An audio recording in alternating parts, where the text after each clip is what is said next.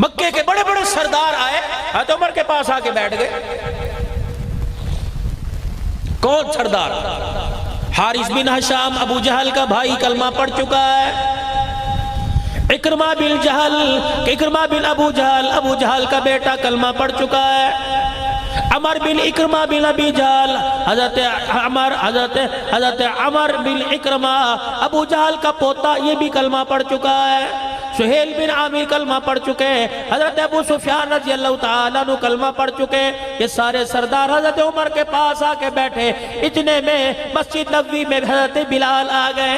अल्लाहु अकबर। आपने सहाबा इकराम को आते देखा, सुफ़ा के सहाबा को आते देखा। ये वो लोग हैं जिन्होंने कपड़े की परवाह न की, खाने की परवाह न की, सब कुछ रसूलुल्लाह के कदमों पे कुर्बान कर दिया। हजरत बिलाल रज़ी अल्लाह तआला अन्हु आए। आपने सरदारान अरब को कहा जरा थोड़ा पीछे हटो, बिलाल को जगह दे दो। इतने में सुलेमान फारसी आए, फरमाया और पीछे हट जाओ, बिलाल सुलेमान को जगह दे दो। इतने में मिकदाद बिन असवद आए, फरमाया और पीछे हट जाओ, मिकदाद को जगह दे दो। अल्लाहु अकबर। सरदारान अरब को खिसकाते पीछे करते अल्लाहु अकबर सुफ़ा के सहाबा की जूतियों में बिठा दिया। हज़रत अबू सुफियान रज़ी अल्लाह तआला कहने लगे उमर ने हमारे साथ क्या किया। हारिस बिन हशाम कहने लगे हमें समझ नहीं आता। इकरमा बिन अबी जहल कहने लगे हज़रत उमर ने हमारे साथ की सही किया। ये वो लोग हैं जिन्हें अल्लाह का कुरान कहता है वस्साबिकूनल अव्वलूना मिनल मुहाजिरीन वल अंसार।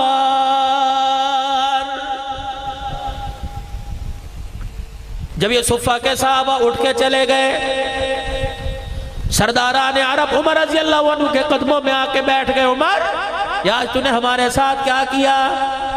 का क्या किया? का गरीब जब आए इन्हें आगे कर दिया, मैं पीछे कर दिया। हज़रत उमर रज़ी अल्लाह तआला अन्हु ने फरमाया मैं तुम्हें अल्लाह की कसम दे के कहता हूँ, बताओ इस चीज के तुम्हारे से ज्यादा हकदार नहीं थे? का उमर थे। का फिर मैंने वही किया। अल्लाहु अकबर। ये रसूलुल्लाह सल्लल्लाहु अलैहि वसल्लम के अव्वल के साथी है।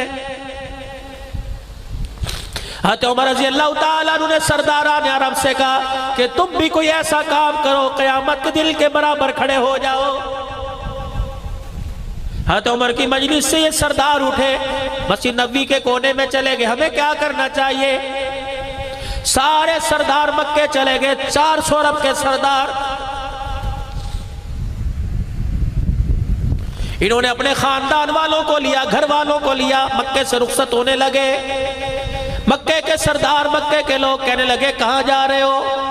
हजरत सुहेल बिन आमिर रज़ी अल्लाह तआला मक्के के दरवाजे पे खड़े होके कहने लगे ओ लोगो, अल्लाहु अकबर, हमने इस्लाम की हकानियत पहचानने में देर कर दी, हमने कलमा पढ़ने में देर कर दी, हमारा रास्ता न रोको। हम वो काम करना चाह रहे हैं, हम वो काम करना चाहते हैं कि क़यामत के दिन हमें बिलाल के साथ खड़ा होना नसीब हो जाए। मुझे ईमानदारी से बताओ, अल्लाह के नजदीक कामयाबी का मेयार कोई दौलत है? अल्लाह के नजदीक कामयाबी का मेयार कोई पैसा है, कोई पक्का मकान है, कोई 10-20 एकड़ अराजी है? अल्लाह के नजदीक कामयाबी का मेयार तो ईमान की दौलत है। और लोगों, दुनिया की हर चीज का सौदा करना, अपने ईमान का सौदा न करना, क्योंकि ईमान की दौलत सबसे पहले मौत के वक्त काम आएगी। ईमान की दौलत कब्र में काम आएगी, हशर में काम आएगी।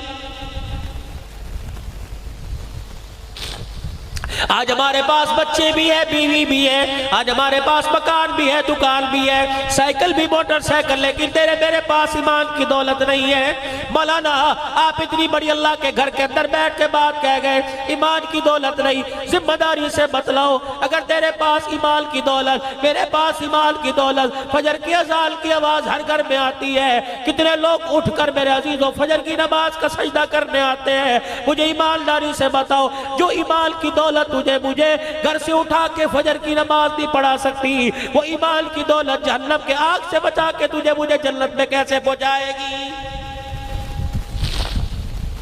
रमजानुल मुबारक का पूरा महीना गुजर गया, ईमान की दौलत ने मुझे एक रोजा भी रखने नहीं दिया। मैं कहां से कहूं कि मेरे पास ईमान की दौलत है? जो ईमान मुझे अल्लाह की रजा के लिए 15 घंटे भूखा नहीं रख सकता, वो ईमान तुझे मैदान माशर में हुजूर के हाथों से हौज़े कौसर कैसे पिला देगा?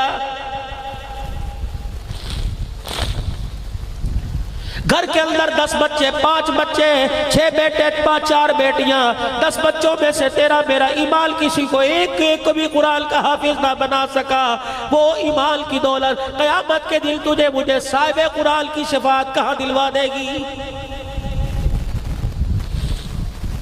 तेरा मेरा ईमान तुझे मुझे काली कमली वाले पर पूरे 24 घंटे में 100 मरतबा दुरूद शरीफ ना पढ़वा सका, वो तेरा मेरा ईमान क़यामत के दिन तुझे मुझे कहा हुजूर की ज़ियारत नसीब करवा देगा।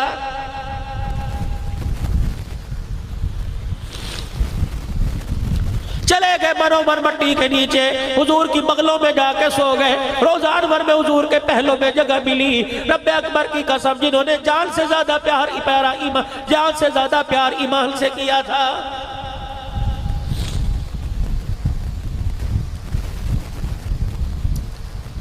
जब ये सरदार मदीने से निकले, यरमूक की लड़ाई मुल्क शाम में हो रही थी। 3 लाख ईसाइयों का लश्कर, 30,000 सहाबा मुकाबले में गए हुए हैं। ये 400 अरब के सरदार मुल्क शाम में यरमूक की लड़ाई में पहुंच गए। 30,000 सहाबा में हजरत खालिद बिन वलीद रज़ी अल्लाह ताला अन्हु कायद बना हुआ है और फौज को संभालने वाला अबू उबैदा रज़ी अल्लाह ताला अन्हु है। रूमियों के सरदार, रूमियों के लश्कर के अंदर 3 लाख रूमी, 3 लाख ईसाई, 60,000 अरब के लोग ईसाई। रूमियों के सरदार जबला ने ऐलान कर दिया कि आज जो कल लड़ाई होगी अरब वालों से, उनमें अरब वालों के साथ अरब वाले लड़े। अल्लाह अकबर। इन 30,000 सहाबा से लड़ने के लिए 60,000 अरब मैदान में आ गए। हज़रत खालिद बिन वलीद रज़ी अल्लाह ताला अन्हु से अबू उबैदा रज़ी अल्लाह ताला अन्हु पूछने लगे, अब फौज का दस्ता संभालने के लिए कमांडर चीफ बता कितने फौजी साथ लेके जाएगा। हज़रत खालिद बिन वलीद कहने लगे 30 आदमी साथ दे दो। रब्बे जुल जलाल की कसम है, 30 के पास ईमान इतना मजबूत है, 60,000 पे फतह पाके आ जाएगा। हज़रत अबू सुफियान कहने लगे ए खालिद 60 आदमी ले जा, 30 कम है। हज़रत अबू सुफियान का हाथ पकड़ के झटक दिया। फरमाया दौरे जाहिलियत में तो दोनों हाथों में तलवार लेके लड़ता था, अब इस्लाम लाने के बाद तेरा ईमान इतना कमजोर हो गया, तुझे आदमियों की ताकत पे नाज है, कमली वाले की सदाकत पे नाज नहीं। 30 लेके जाऊंगा। हज़रत उबैदा कहने लगे ठीक है 30 ले जा। किसको लेके जाएगा? अबू उबैदा जिनको कहूंगा भेजोगे कहाँ, किनको? ऐसे लोग लेके जाऊंगा अगर वो अल्लाह के दरबार में हाथ उठा दे, अल्लाह उनके हाथों को खाली नहीं लौटाता है। किसको लेके जाएगा? हज़रत खालिद बिन वलीद रज़ी अल्लाह ताला अन्हु खड़े हुए। सबसे पहला आदमी मांगा अईना फजल इब्ने अब्बास, नबी के चाचे का बेटा। अल्लाह अकबर। हज़रत अब्बास का बेटा फजल उठ कहाँ है? हज़रत फजल खड़े हो गए। दूसरा ऐलान किया हज़रत अबू बकर का बेटा मांगा अईना अब्दुर्रहमान बिन अबू बकर। तीसरा हज़रत उमर का बेटा मांगा अईना अब्दुल्लाह बिन उमर। चौथा मेरे अजीजों राफी बिन उमैरा अत्ताई मांगा। बनु अदी कबीले का सबसे बड़ा डाकू था, लेकिन जब कलमा पड़ा हुजूर के कदमों में आया, अल्लाह पाक ने उस डाकू के हाथ में कमाल दे दिया। जब वो मुसल्ले पे बैठ के हाथ उठाता है, आंख में आंसू लेके आता है, अल्लाह उसके हाथ को खाली नहीं लुटाता है। अईना उबादा बिन सामित, अईना ज़वार इब्न अज़वर, जिसने किसी जंग के अंदर कभी ज़िरा पहन के नहीं लड़ा है। उठो। जब जबला के सामने, रूमियों के सरदार के सामने जो 3 लाख का लश्कर लेके आया था, सुनो ईमान की ताकत क्या है। आज अल्लाह से तहज्जुद का वक़्त है, कभी कभी नसीब होता है या 15 शबान शबे बरात की रात जागना या 27वीं शब को जागना नसीब होता है। आज अल्लाह ने मौका दे लिया और हर रात 27वीं रात को हाथ उठा। किसी ने अल्लाह से बेटा मांगा, किसी ने अल्लाह से बेटी मांगी। मेरे अजीजों शबे बरात की रात किसी ने अल्लाह पाक से दुकान मांगी, किसी ने इंग्लैंड का टिकट मांगा, किसी ने सऊदिया का कामा मांगा। आज तहज्जुद की रात नसीब हो गई। ओ लोगों, आज अल्लाह से ईमान की दौलत मांग लो। जिसे ईमान की दौलत मिल गई उसे दुनिया आखिरत का खजाना मिल गया है। और इस ईमान की दौलत को संभाल के रखना। ओ लोगों, मरते वक्त जिसके साथ ईमान चला गया वो आदमी दोनों जहानों में कामयाब हो गया।